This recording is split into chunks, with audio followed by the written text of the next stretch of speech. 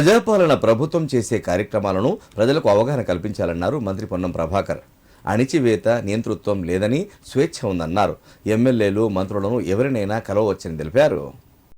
సిద్దిపేట జిల్లా హుస్నాబాద్లో ప్రజాపాలన ప్రజా విజయోత్సవాలకు సంబంధించి సమాచార పౌర సంబంధాల శాఖ తెలంగాణ సాంస్కృతిక సారథి కళాయాత్ర వాహనాలను మంత్రి పొన్నం ప్రభాకర్ ప్రారంభించారు. డిసెంబర్ 7 వరకు గ్రామాన గత సంవత్సర కాలంగా తెలంగాణ ప్రభుత్వం ప్రజాపాలనలో చేపట్టిన కార్యక్రమాలపై సాంస్కృతిక కళా బృందం అవగాహన కల్పించనుంది. ఈ సందర్భంగా మంత్రి పొన్నం మాట్లాడారు.